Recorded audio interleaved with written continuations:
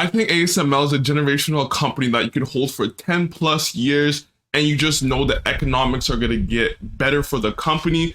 Since 2024, ASML has crashed already 34%.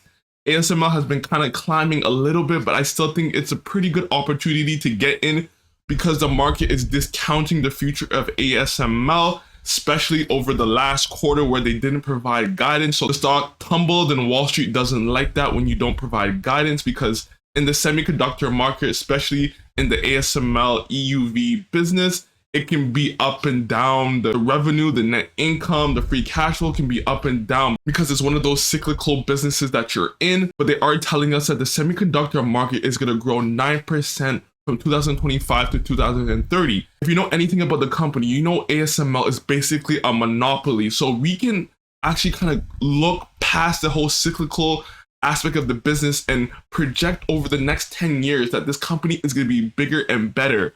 So guys, let's get into this video and let's talk about ASML more in depth and what we can see for the future of ASML. ASML is basically in the semiconductor business. You need these giant EUV, DUV machines in order to produce the light patterns on microchips, so you can actually put that transistors that these companies use. And as time goes on, you need smaller and smaller patterns. You got to be more cost efficient.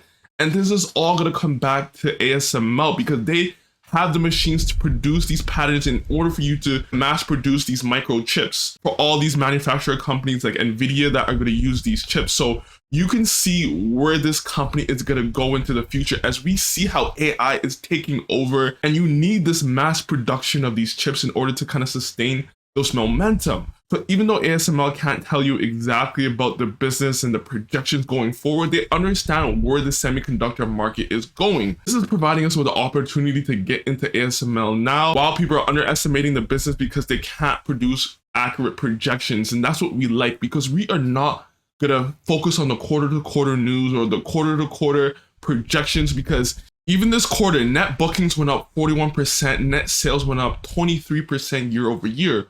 So you're going to see this giant influx and kind of deflux of what's happening. But if you kind of stretch that out over a 5, 6, 7 year period, we see where the semiconductor market is going. And you're going to need smaller and smaller patterns. You're going to have to be able to put more transistors on these microchips. And in order for you to do that, you're going to need ASML's machines. They actually installed the first high-end lithography machine, and this is kind of where the market is going, because these machines cost over like $200, $300 million just for one machine. So you can see how companies like TSM and like Samsung, they're not going to do crazy amount of like buying right now, because they kind of have to like go over a time frame of buying, because these companies are going to be taking time buying their machines if they're not going to need it. So that's why you're going to see revenue not being always up or always consistent, because man, these machines cost a lot of money. And this is kind of where the technology is going, and this new high-end machine is kind of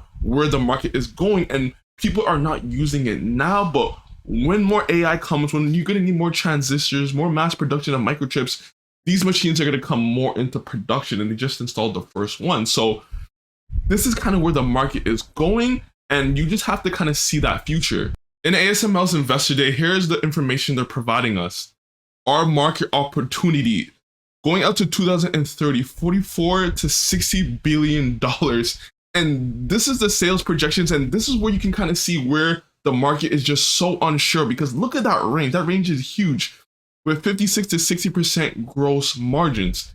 And guys, if you're actually looking at the market right now and you're seeing what TSM's doing, you're seeing all the spending Meta is doing, you're seeing all the spending Microsoft, all of these big companies, does it exactly matter where these projections are going? I think these projections are always going to go to the high end. If we believe that the AI industry, the AI development is going to reach its full potential, which I don't see where it can't reach that potential. So even if it gets somewhere in between, ASML is going to be an undervalued company.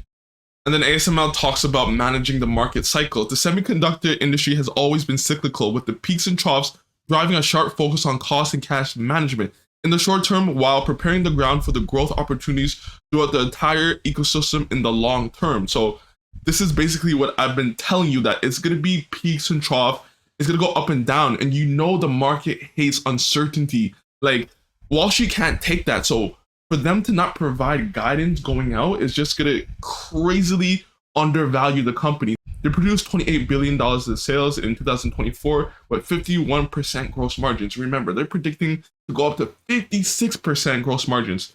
Guys, if that doesn't show you the moat, like, it's just insane how much gross margins these companies can produce.